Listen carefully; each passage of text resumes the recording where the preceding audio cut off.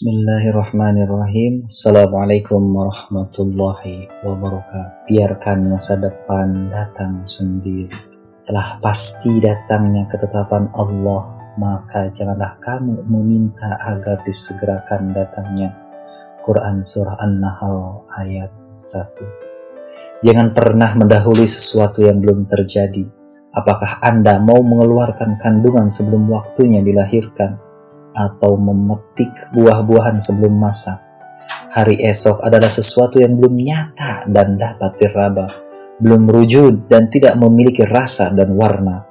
Jika demikian, mengapa kita harus menyibukkan diri dengan hari esok, mencemaskan kesulitan-kesulitan yang mungkin akan terjadi padanya, memikirkan kejadian-kejadian yang akan menimpanya, dan meramalkan bencana-bencana yang bakal ada di dalamnya?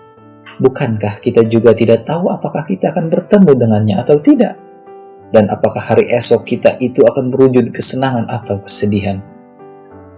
Yang jelas, hari esok masih ada dalam alam ghaib dan belum turun ke bumi. Maka tidak sepantasnya kita menyeberangi sebuah jembatan sebelum sampai di atasnya. Sebab siapa yang tahu bahwa kita akan sampai atau tidak pada jembatan itu? Bisa jadi kita akan terhenti jalan kita sebelum sampai ke jembatan itu. Atau mungkin pula jembatan itu hanyut terbawa arus terlebih dahulu sebelum kita sampai di atasnya.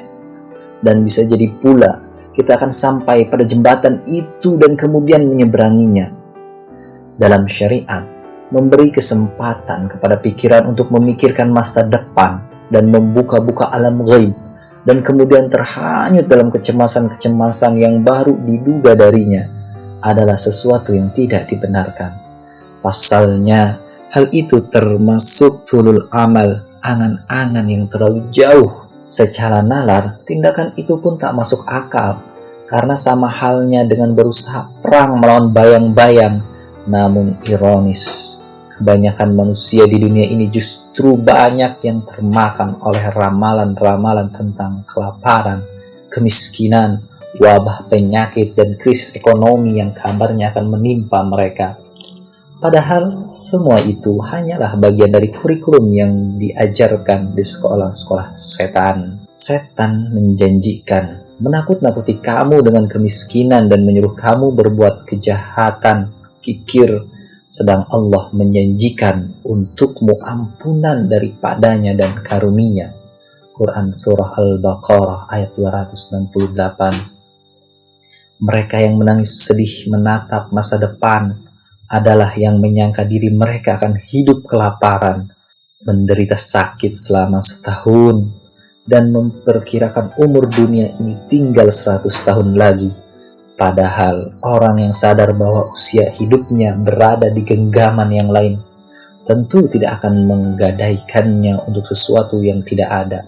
Dan orang yang tidak tahu kapan akan mati tentu salah besar bila justru menyibukkan diri dengan sesuatu yang belum ada dan tak berwujud.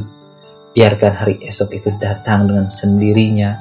Jangan pernah menanyakan kabar beritanya, dan jangan pula pernah menanti serangan petakannya. Sebab hari ini Anda sudah sangat sibuk.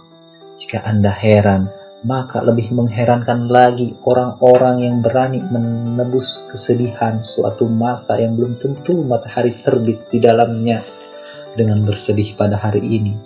Oleh karena itu, hindarilah angan-angan yang berlebihan. Terima kasih. Assalamualaikum warahmatullahi wabarakatuh.